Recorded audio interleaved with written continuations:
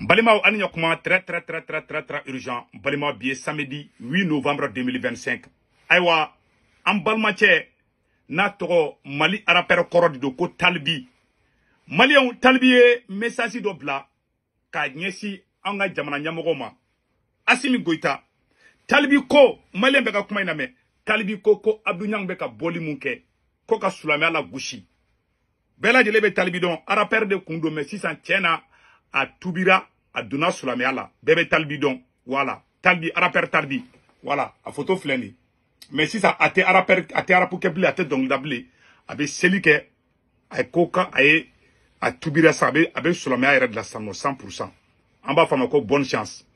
Voilà. Si ça, Talbi des messages d'obla, Malien beka message n'a dit qu'un message n'yashi, anga autorité de tranchant Roma, Abdou Niang beka boli mouket, et Fenko, et Talbi ko Kambanga Jamana fait un message flemena kala que nous aimons notre pays, nous respectons nos autorités, nous faisons confiance à la justice en ces temps fragiles qui traversent notre nation. Il est essentiel de ne pas céder à la confusion ni au désordre. Nous refusons de nous abaisser à certains discours, mais si les actes et propos de M. Abdou Niang restent impunis, l'État portera sur la responsabilité des conséquences. Voilà. Ko Talbi ko lube Mali fait. Olube Mali nyama ou bonya. Ou ka bonya be Mali kan. Ou te don kewale mena Mali on yarama blanyona ko lute don ola. Olu dalemba la fana ou daleme Mali sharia bulu mo la ou tena Abdou Niang touta. Programme ko bali klobe nade. Ko daleme Mali sharia tigula utena Abdou Niang tota. Mais ni Abdou Niang kani kuma inkera ko ni fema boala. Ko ni koko borala Assimi Goïta ka ou ka kula ngi nedodo. Tay fin d'abla et embalmache d'abla et comment on appelle la Talbi. Bela jele me Talbi don a photo flene ni de Talbi. Voilà. Talbi bora a une message de bla. Mais la message décortiqué. Et d'abord Talbi ka message ba ira ka fo Abdou Niang be ka kuma mun fota abeka ala doya ma kuma mun fo ka sulame ala gushi kuma mun fo nebe mun fo Assimi Goïta ngena ani porke Adama Coulibaly ngena ay Abdou Niang mene ne ma fo ka don ka sola ba karat ay Abdou Niang mene aw ka nyama dugu doni na ya Abdou Niang tota ni ko ya Abdou Niang soro aka na fo ko wahabiya udunde Abdou Niang beka kuma mu beka bo Abdou Niang da ni ya fo ida kito ali Ameriki kona ni mi kolosi mogo do bi ye kare kono be ube marfa chila Abdou Niang beka kuma mu fo Francis journal do kume ko Charlie Hebdo o kume to ka alal dogoya o ya Francis de sécuritaire Francis Europe de Francis caméra be Europe la sécurité dans Francis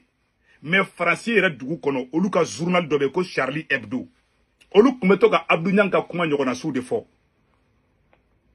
Jatike wale mogo do dusu tiena ay marfata kata Charlie Hebdo a journal le ka mogo ka befaka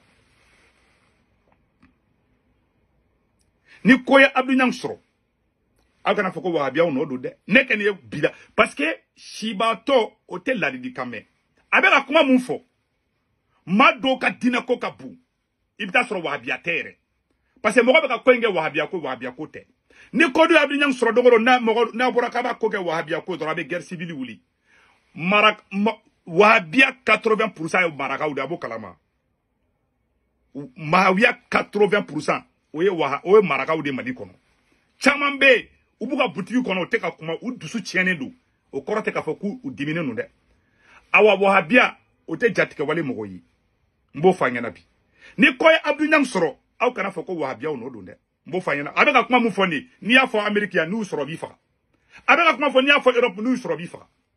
abeka ala kota ka yelema kan galonta ka dola ka tan galonta ki ka noro mogo la ka confusion créer bi anga soro su be keleke woro la bi Abdou Niang be ka jemuke aw soro su aw autorité Assimi Goïta aw de be Abdou Niang ko fe bo anyata conséquence la ni e ka muruge ki yere kantege di na ma Abdou Niang mene e talbiya fo de na ma mene ni ko bora la aw de ka responsabilité du abe aw de ka bara la abe ka kuma fo aw kloba la aw ma femba la Maliens ala sago sago ni koya Abdou Niang soro Assimi Goïta aw de ka responsabilité du ni koya Abdou Niang soro pour que Adama Koulibaly ne be bombe vidéo kika avec ka kuma mu fo cece ni afo ni marfatigu soro bi faka mais ka tien de fo parce que ne a donina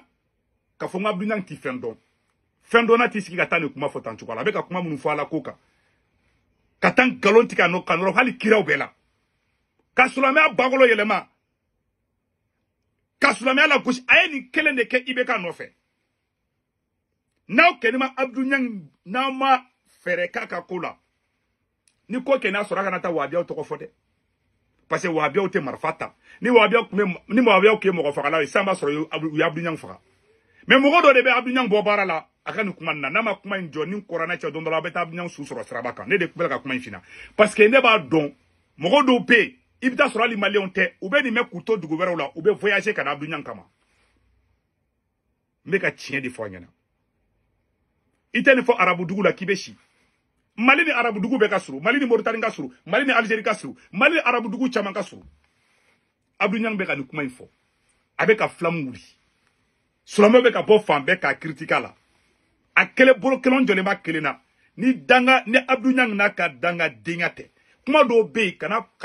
fem bi ka vibla danger la kana ta sraka non c'est le mebe ka ngalo ni teke ni Abdou Niang kelen ni de ato ni wahabia be farala imam diko ka ibeka ka fangabi ni Abdou Niang kelen ye aw ka transition kelen kele wakati mina ambargo kumba ka wakati na ni Abdou Niang kelen kumbe ka o kele wahabia ou de aw sauver Mali tabolo munu bora ka fo Assimi Goïta tanaye ambiko o ye wahabia ou di o wahabia kelen munu to be ka tien anye Franci geni muke ani wahabia ou da ke Mogoma Maliko kele ke kateme wahabia ou ka o tete o karamogo nyamogo te kanga revolution kona kiya ke kateme wahabia ou ka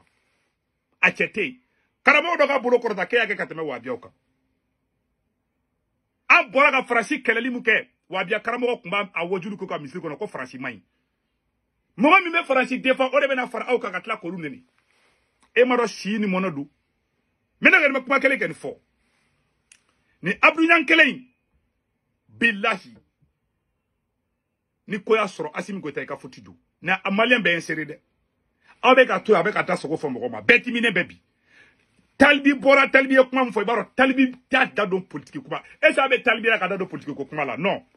bon avec a bela wuli avec a bet tout soutien Mali fambe bon imagine toi anga sura sube kelekero la wakati mina ambe ni mana ko la bomako kono ni me sura si moral kasidi abolo ala nga sura sula wadiata la suna te nga sura sula olube ni ka be jawya olube ni ka ja ni asoro wabia uye marfatigu de samba soro ma Abdou Niang faka samba soro ya faka o parce que marfatigu te Abdou Niang be mobilité ba mako kata segu moko cité sama kalata wakashi mais ni koya soro domina parce que dobe qui profiter ni problème de konra kubuka compte régler ni nyogonye ate marchanga maliba ngono de tabulo miye maliko kele keni awnye ambeta boulevard la domina wabia karamogo de bora ka on de manga kele la parakata pa karamogo cité ki bolo korala ki ande be kateme wabia ka o chete mali kono nebe be musala ko me ka ba musala hala blende mama maliko kelege kateme wabia uka mono meka wabia ula kusia usi kunte M5 na folo aya remarqué Abdou Niang ma M5 to keleke ama mouvement fefe wula ko ka malika yerema horonya keleke a mouvement kelente ko Abdou Niang kumbala mais bi ale de nana parce que mamunu ban kuna bi ala yu ke mawye u hakili ala ma nala yara ma de jakili la je febla tuna Abdou Niang kan kuma maliko la mouvement fefe wula ka maliko keleke ante abana wula wakati mina ko kanga conscience boy Abdou Niang kelen kumbe ko o défend M5 wula o kele mouvement fefe wula fa Franci kele ka fen kele aya bekele ou ba bi nyaga mi do la ka tla ka boku kele aya beke aya nga mouvement fefe ke ko ka mali ka yere ma horonya sigaka oni suna mogo da abara o beke mali kura ate jo suna mogo ko voilà la vérité muno be suna mogo la gushi u shima fara anka a sulame nafigi ma fara anka a journaliste escroc ma fara anka ko in sera tie foro di ma ni karamogo mi farla anka ka farasigo keleke problème tala ibe bona prévu yi wajulu kera suna misiru kono bamako kono ya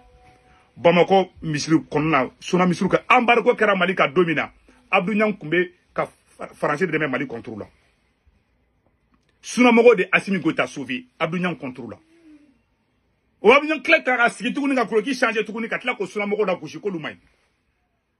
mais adamaden bɛ se ka kɛ muru ta k'i yɛrɛ kɔnɔ fara Assimi ka fanga kɛra o di mɔgɔ minnu ye sauvé b'olu labila mɔgɔ lankolonw ye Ala bɛ se ka barika don fanga la ne kɔni bɛ mun ŋani fɔ ni ko Abdou Niang sɔrɔ Assimi Goïta ka foti don Talibi ye kuma fɔ a ye tan de fɔ a kelen ma jɛ Talibi ka kuma kɔrɔ tɛ dɔwɛrɛ ye Talibi ka kuma kɔrɔ tɛ k'ale bɛna fɛn kɛ Abdou Niang na Talibi ka kuma ye a bɛ ka kuma fɔ conséquence de b'a la n'i ye nin fɔ Amérique kɔnɔ yan bilahi talahi n'u sɔrɔ b'i faga mɔgɔ y'a fɔ hali minnu ye kuranɛ ni fɛnw jeni ka Ala kira la gosi ni fɛn fɛn ka taa film hali minnu ye film tourner ka Ala kira la gosi u y'a ɲini ka faga Abdou Niang na nin ko in bɛna kɛ international de fo diɲɛ jatigɛ wale baw bɛna bɔ a kalama sisan u bɛ sɔrɔ ka wuli k'a faga n'u y'a faga san a bɛ fɔ ko wahabiyaw de don k'a sɔrɔ wahabiyaw tɛ wahabiya tilancɛ bɛɛ maraka de ye wahabiya ye n b'o fɔ an ɲɛna bi dɛ n'i ko wahabiya dɔrɔn ko marakaw n b'o fɔ an ɲɛna marakaw de ka ca wahabiya kunda n'a ko k'a b'a wahabiya kɛlɛ wuli hali aw dɛmɛbaga dɔw bɛ transition kɔnɔ u bɛ tila ka duloki changer ka bila aw contre la aw bɛ ka na ni diinɛ kɛlɛ de aw bɛ terrain glissant min kan aw t'a dɔn aw bɛ jeu min na aw de bɛ ka silamɛya la gosi mais aw tɛ se silamɛya la hali aw pakɛ hali aw mɔkɛ ta mɔkɛ aw tɛ se silamɛya la Mali masakɛ kɔrɔba bɛɛ tun ye silamɛ de ye Sunjata Keita tun ye silamɛ de ye Manden sigira silamɛya de kan minnu bɛ wuli an ka segin an ka kɔrɔlen kan a y'an ka kɔrɔlen jumɛn fɔ n'a ɲɛmɔgɔ tun tɛ silamɛ ye Sunjata tun ye Sori Alibert Mali ka fɛn fɛn Mali bɛ disi gosi ni fɛn fɛn ye a bɛɛ tun ye silamɛ de ye et résistance minnu ko tubabuw ta mara a résistance ɲɛmɔgɔba bɛɛ Alimami Samori Ture Cɛba Babemba olu bɛɛ tun ye silamɛ de ye aw bɛ na mun de fɔ anw ɲɛna aw bolo k'a ye dunan de silamɛya la kafiri ninnu aw tɛ se silamɛya la koyi aw bɛ na ka to yen aw bɛ taa ka to yen kuma banna salamu ni ko Abdou Niang sɔrɔ Assimi Goïta e de nɔ don maliyɛn bɛɛ ka sɛbɛn ka da dɛ bi ye samedi 8 novembre 2025 parce que Abdou Niang tɛ fɛn dɔn i b'a dɔn n kalanna n nɛn ka di ani n bɛ fɛn dɔn o tɛ kelen Abdou Niang tɛ fɛn dɔn Abdou Niang yɛrɛ hinɛ de bɛ ka ne minɛ n bɛ ka tiɲɛ de fɔ an ɲɛna parce que a bɛ terrain mun kan a t'a dɔn diɲɛlatigɛ la adamaden bɛɛ n'i ka spécialité don e de ye o ye n'i m'a fɔ k'i ye politologue ye dɛ a b'a fɔ a bɛ taga awa n'a ye da don droit fana tuguni a y'a den da a bɛ taga yɔrɔ dɔ kalan a bɛ taga dictionnaire dɔ ta ka taa fɛn dɔ kalan dɔrɔn ka taga k'a fɔ k'o de ye nin n ko kalan bɛɛ n'a spécialité de don bɛɛ n'i ka docteur y'a ka docteur de ye juriste ye juriste de ye historien de ye bɛɛ n'i ka spécialité don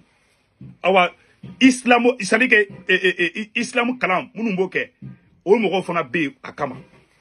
donc les experts en islam donc o mɔgɔw bɛ yen e tɛ se ka jate olu fɛ o parce que e ye kafiri de ye Abdou Niang tɛ silamɛya dɔrɔn contre la dɛ Abdou Niang bɛ fɛ Mali yɛrɛ de ka ɲagami Abdou Niang bɛ fɛ ka ni guerre civile de ye wa a ka plan bɛ ka marcher voilà la vérité mais Mori min ko dugu bɛ ci a tɛ fɔ a n'a ka walaha kɔ an bɔra an y'o de fɔ na procureur Adama Kulibali la balle est dans votre camp aw ye nin kɛ aw bɛ ka mɔgɔw bila ka mɔgɔw dusu kasi bi dɛ vraiment ka ni fanga in kɛra tɔɲɔli fanga ye walahi bilahi et puis an ka karamɔgɔba dɔ bɔra ka kuma ko kan an bɛ n'o ka kumakan kalan an bɛna jɛ k'o lajɛ ɲɔgɔn fɛ galon de bɛ ka nɔrɔ tigɛ ka nɔrɔ mɔgɔ la ala ka don o don da ni transition kɔnɔ galon de bɛ nɔrɔ adamadenw na halalaw yɛrɛ wolo ka ma ɲumanw na gosi k'o di malangolow ma don o don galon de bɛ tigɛ ka nɔrɔ dɔ la don o don galon de bɛ tigɛ ka nɔrɔ dɔ la o fana jamanajɔ ya jamanajɔ kɔrɔ de sa nɔ patriotisme kɔrɔ de ka galon tigɛ ka nɔrɔ mɔgɔ dɔ la nin ye kabako y'an ka jamana kɔnɔ dɛ an bɛ ka fɛn kura de don o don ni jamana in kɔnɔna na o de kosɔn an b'a fɔ an ɲɛna ni ko ye Abdou Niang sɔrɔ n bɛ segin a kan ni ko ye Abdou Niang sɔrɔ Assimi Goïta e de don dɛ an kɔni y'a fɔ maliyɛn bɛɛ y'an seri ala y'an seri fana ye an y'a fɔ awa an bɔra kuma la an ka jɛ an ka lamɛn fɔlɔ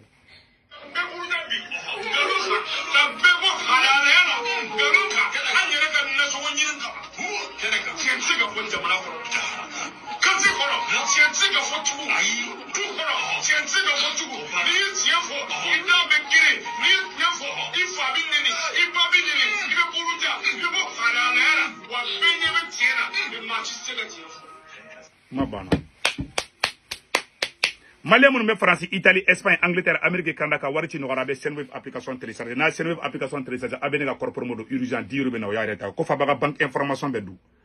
Aw so mo be Mali Sénégal, Côte d'Ivoire, Cameroun. Abolu ko orange numéro ta anu to kombo 40 ga na waru ci ma ba soro orange mana sur place. War ci go fala to dorme kele sara. War ci go fala na sabana bada 1 € 97 2 € kema fla don akande ciao.